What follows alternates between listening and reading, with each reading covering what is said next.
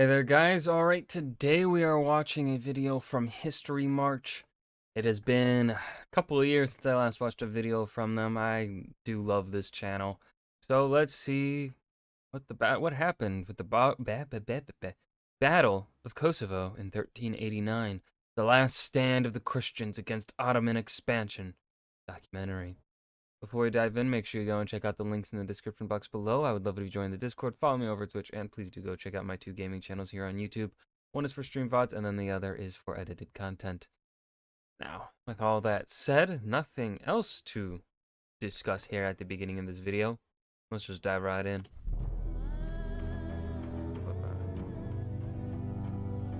Words. Man, I missed their maps. I love their detailed maps.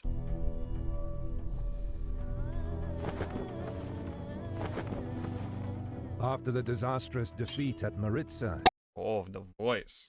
in 1371, the Serbian Empire was left without its most powerful nobles. Vukašin Mrnjevčević and his brother Ubiesa were killed, and only a few months later the last Serbian emperor, Uros V, the Weak, passed away without an heir. This is the kind of voice you'd want, like, if you were to write, like, a fantasy history book, like, you know, George R. R. Martin's Fire and Blood, or like the Silmarillion. This man's got the voice you want to fucking narrate it. My God.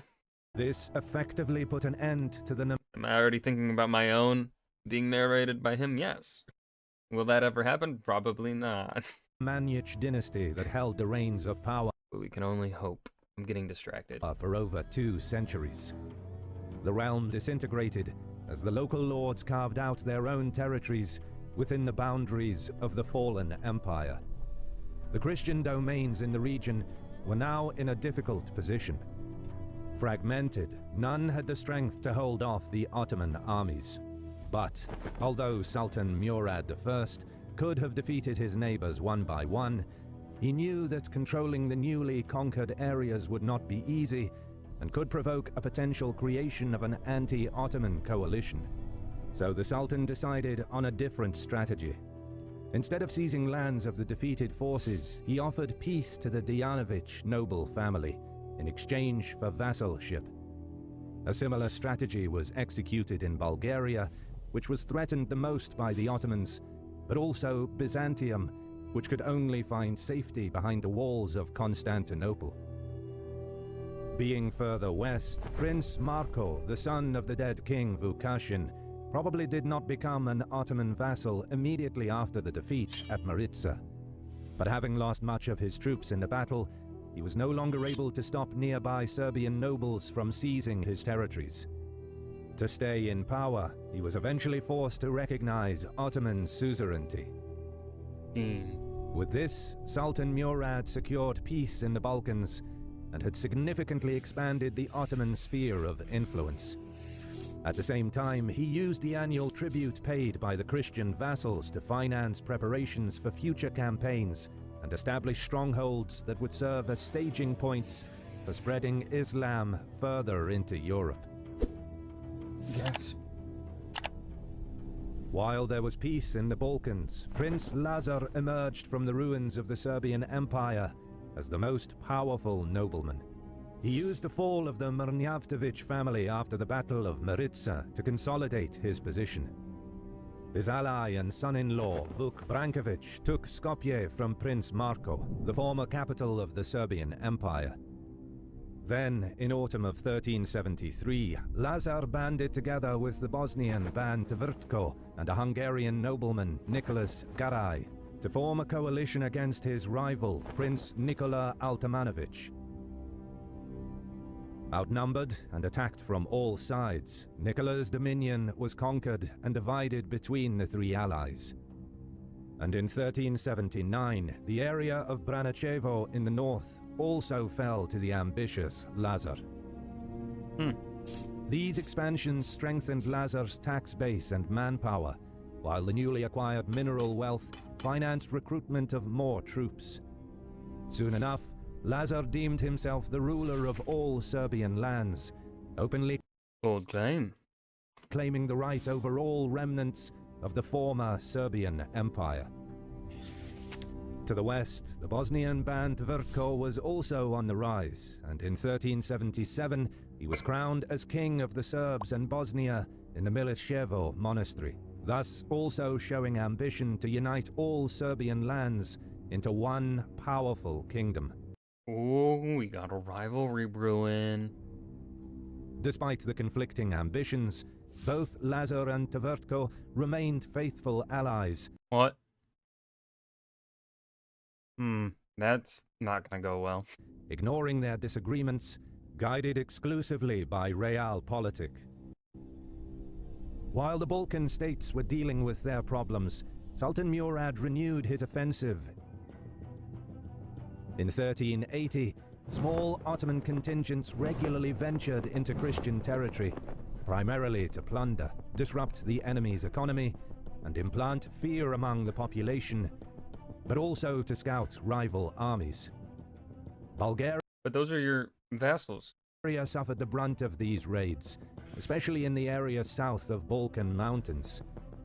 One such incursion took place in the summer of 1381, when an Ottoman detachment broke through so deeply into the Bulgarian lands that they crossed into the territory of the Serbian prince, Lazar. However, Lazar's voivodes were quick to react and managed to defeat the Turks in the Battle of Dubrovnica. The Ottoman offensive did not stop here.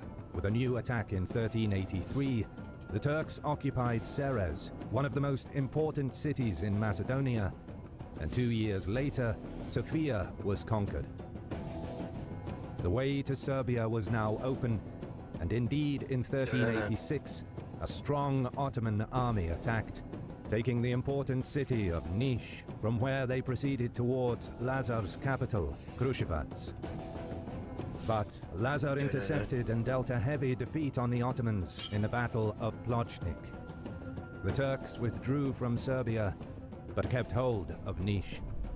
Encouraged by the Christian victory, Emperor Ivan Shishman of Bulgaria stopped paying tribute and sending troops to serve under the Sultan. Well, they also fucking raided your lands and stole land from you. Like, my man, maybe you should have grown some balls a little sooner. Like, they were already, like breaking, like, the vassalization agreement, I feel like. However, the Turks responded by invading Bulgaria with a huge They were already invading. army, conquering numerous cities and forcing Ivan to again become a vassal. On the Aegean coast in 1387, Thessaloniki, the second largest city in Byzantium, fell into Turkish hands. In the summer of 1388, a new detachment led by the Ottoman commander Lala Shahin Pasha set out for the Serbian lords. Without attacking Ottoman vassals Marko and Constantine, Oh, so now you care about not attacking Ottoman vassals. What about fucking Bulgaria, dude? Goddamn. Dijanovic, Shahin Pasha probably marched through Kosovo to attack the Kingdom of Bosnia. However, under the command of Voivode Vlatko Vukovic, the Bosnians inflicted a decisive defeat on the Ottomans. Their commander, Lala Shahin Pasha, barely escaped with his life from Bosnia. It was then that Sultan Murad realized that these incursions were not enough to destroy the economy and bring chaos within Lazar's domain. Although small, the so-called Moravian Serbia was economically strong and militarily well organized. See, size doesn't always matter. Thus, Murad began preparations for a major military campaign to defeat Prince Lazar. Thousands were recruited from both the European and Asian parts of the Sultanate. In 1389, with his two sons Yakub Čelebi and Bayezid, Murad set out to settle accounts with the Serbs. Learning of Murad's plans, Lazar called upon his ally, Tvrtko. Although busy fighting on the Dalmatian coast, the Bosnian king sent a strong detachment under the command of Vlatko Vukovic, who had experience in fighting the Ottomans. Lazar's son-in-law, the master of Kosovo, Vuk Brankovic, also prepared for war. Very small detachments of knights from the surrounding Christian countries such as Hungary, Bulgaria, Albania, Croatia, and Wallachia may have come to Lazar's aid, who tried to gather as large a coalition as possible. But his primary concern was maintaining a precarious peace with Hungary, where not too long ago he meddled in the Hungarian Civil War against King Sigismund. Yes. With his army gathered, Lazar marched off to meet the Ottomans. Isn't that the same King Sigismund from Kingdom Come Deliverance? Trying to remember the timeline of that game and it's blanking on me. Meanwhile, Sultan Murad passed through the territory of his Serbian vassal, Constantine Dijanović, and advanced to meet Lazar. So here we go. On June 15th, 1389, the opposing forces stood facing each other on the field of Kosovo. In the first ranks of the Ottoman army, the Sultan positioned his archers. Behind them was a strong line of infantry, which consisted mostly of Azebs. Further back were the Akinji light cavalry and the Sipahi heavy cavalry. The Sultan's sons, Yaqub and Bayezid, commanded the left and right wing, respectively. Murad was stationed in the center, accompanied by a detachment of Janissaries, who served as his personal guard. Across the battlefield, Lazar's army was mostly made up of heavy cavalry, the main fighting force in most European countries at the time. Cavalry was placed in the front rows, with probably some lighter cavalry units next to them. Behind them stood the infantry. Lazar commanded the center of the army, with Bosnian voivode Vlatko Vukovic at the head of the left wing, and Vuk Brankovic commanding the right. Sources are conflicting on the size of the two armies. However, it is likely that the Ottomans had a numerical advantage with 30,000 troops, especially in the infantry arm, while Lazar's smaller force of 20,000 troops were better equipped. I mean, that's not too much of a numerical superiority. I mean, 10,000 is still a lot of people, but like 30 to 20, I mean, especially if they're much better equipped. Lazar's plan was to strike and disperse the enemy force. And especially with just how many of Lazar's army is cavalry, whatever amount of that is, that 20,000, that's pretty significant. Formation, knowing that the psychological pressure created by the charge of his heavy cavalry would test the resolve of the Ottoman troops. However, Murad expected this and arrayed his army in a defensive formation. He planned to use his archers in the opening stage. While they could not inflict much damage on the heavy cavalry, their arrow volleys could provoke the enemy into an unorganized charge. Rows of spikes were placed to slow down the advancing enemy formations. After first contact, the Ottoman infantry would then bear the brunt of the Serbian cavalry charge. And once Lazar's attack lost momentum, the Sultan would launch a general counterattack. Artillery opened the engagement, but the shots fell well short of their intended targets. Shortly afterwards, Ottoman archers stepped forward. They unleashed on the Serbian knights, who waited for the signal of their commanders. Lazar ordered the charge of his entire cavalry. The thudding of thousands of European knights steamed towards the Ottoman line. Prince Lazar himself took part in the action, as well as the commanders of the left and right wings. The Ottomans probably expected that the first phase of the battle would be the most difficult. And indeed, the Serbian charge inflicted heavy losses on Murad's army. The Serbian left wing and center had some success in driving back the Turks, but the greatest progress was on the right wing, commanded by Vuk Brankovic. His charge was so effective that the enemy's infantry could not stop his advance. Murad's left wing, under the command of his son Yaqub, gradually started to bend and retreat. The Serbs were so superior on this part of the front that they broke through to the Ottoman camp. This was the critical moment of the battle, and most sources agree on the course of the battle only up to this point. Hmm. We will rely on the correspondence that arose immediately after the battle between the Bosnian king Tvrtko and the administration of the city of Florence. It said that a group of Serbian knights broke through the Ottoman ranks and hacked their way towards Murad's tent, which was surrounded by camels. Those are some bold-ass fucking knights, dude. They're like, we broke through. We're going for the goddamn Sultan, who will be protected by the finest warriors of the Ottoman Empire. Ballsy. I respect In the it. melee, one of the knights, whose name is unknown, allegedly cut down the Ottoman Sultan. Oh! Meanwhile, the situation on the front improved for the Turks. The endangered Ottoman left wing received reinforcements and managed to stabilize the situation, while the right wing, despite the losses, stopped the advance of the Bosnians. Then, Bayezid brought his cavalry into the fight and started a counteroffensive against Vlatko Vukovic. If it is true that Murad died during the battle, as some sources claim, and that Bayezid took control of the entire army, it is truly astonishing how the Ottomans managed to maintain discipline and even go on the counteroffensive. Yeah. Vlatko Vukovic Well, then depends on... I mean, Bayezid could have...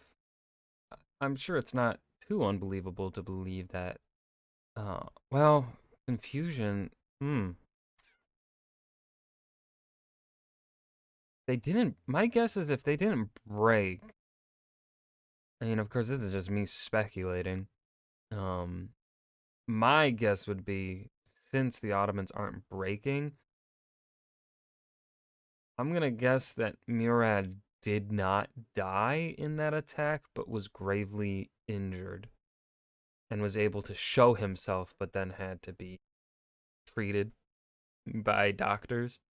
began to lose control of his troops, which gradually withdrew. In the end, the entire Serbian left wing fled the field. The defeat on the left wing threatened Lazar's left flank, which remained completely unprotected. Bayezid's troops quickly seized on this opportunity and rushed against the Serbian center. Realizing the situation, Vuk Brankovic most likely saw that the battle was lost and initiated an organized withdrawal from the battlefield. Oh, they're abandoning Lazar? Probably unable to carry out his own retreat in an organized manner, either fell in battle or was captured and decapitated. Respect. According to most Ottoman sources, the death of Sultan Murad took place while his troops were scattered and while they were chasing the Serbian army. Allegedly, the Sultan found himself alone momentarily, which was used by a Christian warrior who pretended to be dead to kill the Sultan as he walked by. The most common version in the Western world is that a Serbian knight came to surrender, but when he was brought before Murad, he drew a dagger and killed the Sultan. The name of the knight remained unknown. I guess my speculation is not even considered. But over time, he was named Miloš Obilić and became a symbol of courage and resistance in Serbian tradition. Due to contradictory sources, historians cannot determine the time of the Sultan's death. But whenever Murad met his end, his son Jakub was killed soon after by his brother Bayezid in his bid to become the new Sultan. Jesus Christ. After the battle, Sultan Bayezid retreated from the field of Kosovo to consolidate power and prevent potential rebellions. News spread throughout Europe about Sultan Murad's death and that the Ottoman campaign against the Christians was stopped. This news was mostly spread by the Bosnian king Tvrtko, and indeed, from his perspective, the Battle of Kosovo was a great victory, especially since most of his forces returned safely to Bosnia. Dick. But for Moravian Serbia, the battle had catastrophic consequences. With Lazar's death, his wife Milica took power because their son Stefan Lazarevic was still a minor. Their powerful army was destroyed and would take some time to recover. Although the Ottomans did not continue their campaign after the battle, in the autumn of 1389, the Hungarians invaded Serbia from the north, ravaging large areas and besieging smaller cities. Unable to resist them, Princess Milica was forced to accept the suzerainty of Sultan Bayezid and had sent her youngest daughter to his harem as a pledge of peace between the Lazarevic family and the Ottoman Empire. Balls. On the other hand, Vuk Brankovic, having preserved much of his troops, continued to resist the Ottomans until his death. Chad. To this day, there is disagreement among historians about who was victorious in the Battle of Kosovo. The reason for this dispute is the death of both rulers, which has not happened often in history. Those who claim that the battle was a Serbian victory base their argument that the advance of the Turks was temporarily stopped, and those who consider it an Ottoman victory do so because the Ottoman army prevailed on the battlefield. In any case, by defeating Lazar's coalition... Okay, so like if we really want to, like it would be military victory for the Ottomans. Well, to a certain extent. But I would say military victory for the Ottomans, but a political defeat for the Ottomans, a political victory for the Serbians. At least temporary. Well, a political victory for the Bosnians and Brankovic. Political defeat for Moravian Serbia, because well, look at them. The Ottomans broke the strongest resistance in the Balkans, and as early as 1390, they resumed their campaigns, primarily aiding their Serbian vassals in their fight against Hungary. If you stayed around this far, thank you for watching. Footnote. Oh boy. The last stand of the Serbian army against the Ottomans proved a watershed moment. After the Battle of Kosovo in 1389, no other Christian coalition, including those at Nicopolis in 1396 and at Varna in 1444, came as close to stopping the Ottoman expansion into Europe, which remained unchecked for nearly 70 years until the Siege of Belgrade in 1456. During this period, the Ottomans established a firm grip over the Balkans, using its resources to fuel expansion further into Anatolia and Europe, on their way to becoming the famed Ottoman Empire, a superpower of its time. By 1459, the last vestiges of Serbian independence were finally snuffed out. In the centuries that followed, though, the myth of Kosovo and the Great Defeat began to grow, only to crystallize in the writings of 19th century scholars and artists. And that was the Battle of Kosovo of 1389, the last stand of the Christians against Ottoman expansion. I felt this was a fantastic video. I love the pacing of it, and I love the extra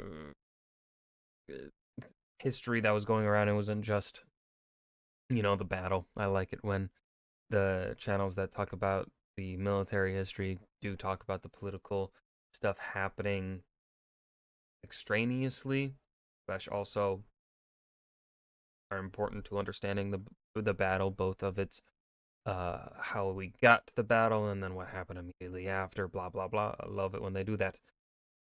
So yeah, this was a great video. I hope you guys enjoyed. Remember to hit that like button and subscribe for more, and I will see you guys in the next video. Peace.